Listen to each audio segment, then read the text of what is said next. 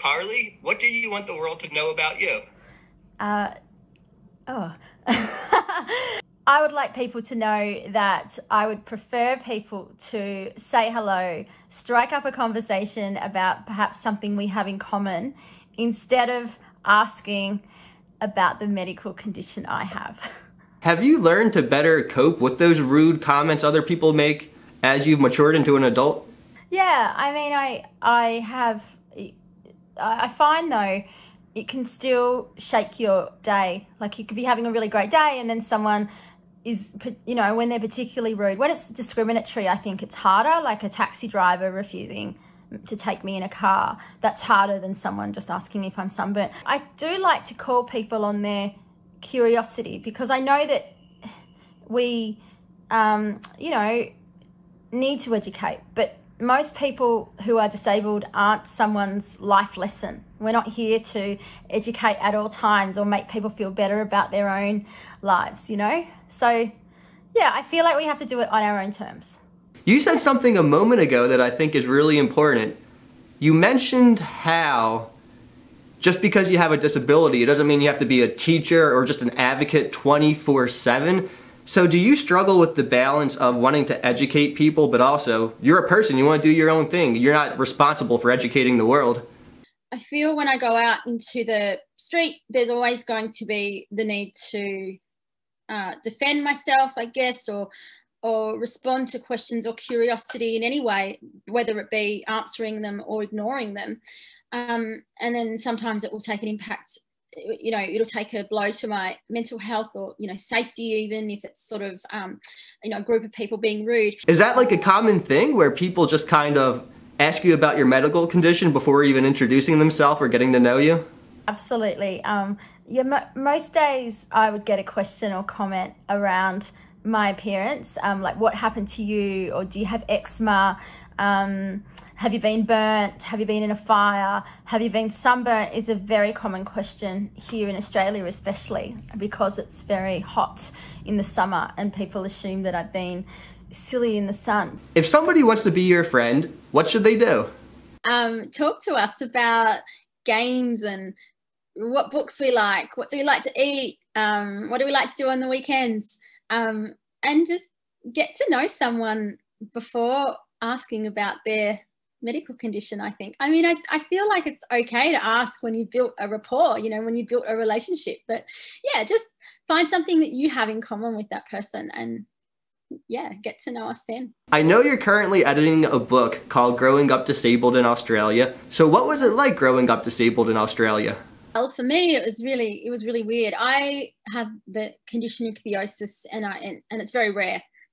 And I didn't see anybody like me ever until I was about 17, I would say, when I saw this awful TV show that was so sensationalized and just, like the camera was panning in on them, zooming in on them like they were medical specimens, which they were.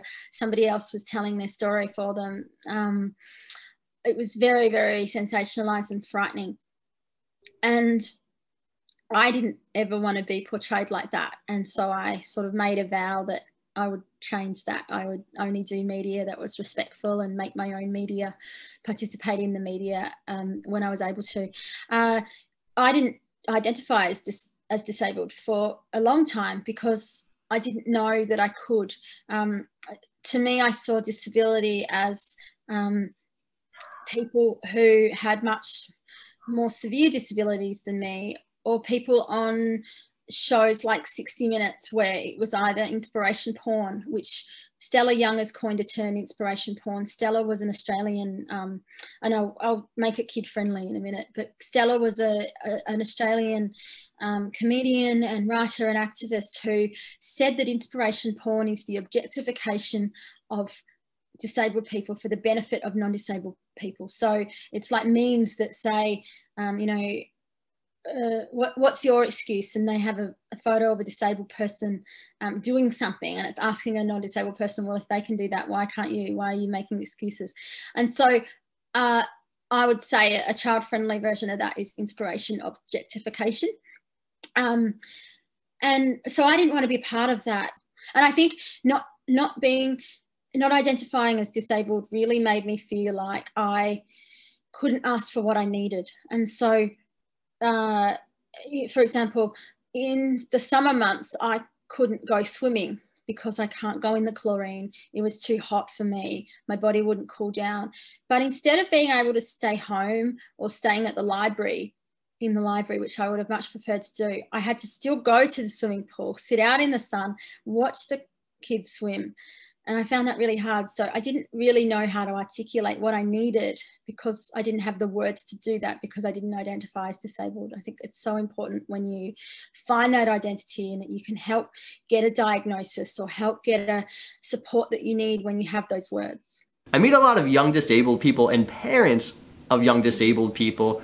Can you talk about the importance of owning disability or disabled as an identity, and why that can impact the child positively as they grow up? Yeah, I really love that question. I think that a lot of parents have been conditioned to see disability as a bad thing. I mean, diagnosis is always delivered like bad news, like, I'm sorry your child's disabled, or I'm sorry your child's, got this diagnosis.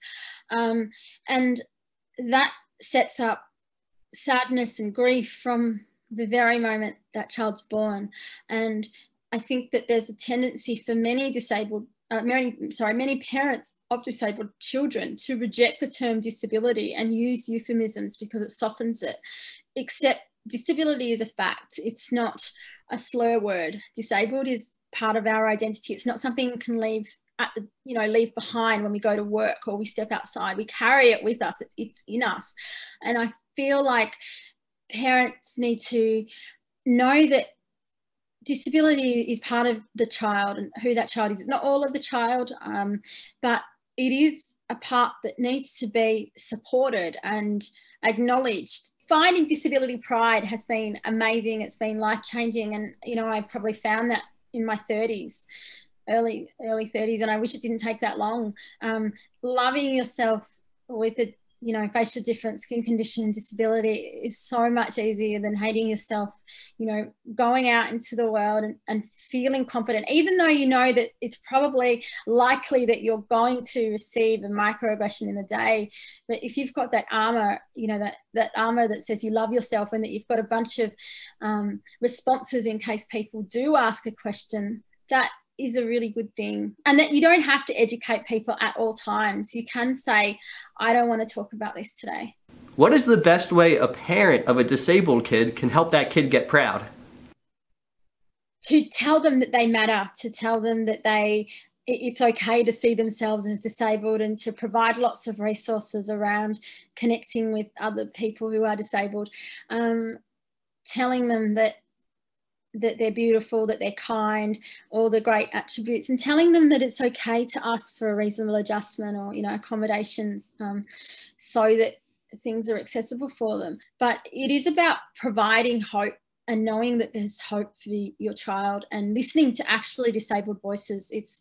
I think I'm really excited that this SBSK has so many disabled voices there for other children to see themselves, and other parents to see what's possible, because so much of the media is taken up by parents talking about how hard it is having a disabled child. And when that's the only narrative that someone sees, that can be hard. And I think if you are a parent and you talk to the media about your child, if you say how much you love your child and they're amazing, but then say, I'm grieving for my child, or it's such a tragedy they're disabled, of course the media is going to pick up on that. And if that child was reading that, how are they meant to feel good about themselves and claim disability as their identity? And I know that you wrote a book. I did. I wrote a book called Say Hello. What's it about? It's a memoir, so it's about me, and it is an invitation for people to say hello rather than launching into a personal medical question, the first thing. It's also about the microaggressions that I experienced, how I find disability pride. I wrote a lot about fandom in there as well, about me being a fangirl of lots of different musicians. And also I've spoken to a fair few disabled people in there, and some parents as well, to offer perspectives. Is there anything left unsaid that you would like to say? I really love your videos, and I especially love that you've included people with ichthyosis. I really loved Lauren Hamill's interview. She's such a star. It's so important that other kids see that, and I think there is a real sense of loneliness when you have such a rare condition, and so for you to be talking about and talking to people with these conditions and having the ability to connect others with them is just amazing. So thank you. Yeah, thank you. I really enjoy doing it. I especially love meeting kids, and I love talking to adults because I believe your perspective will make the experience for kids coming up now even better and more inclusive. So thank you for advocating.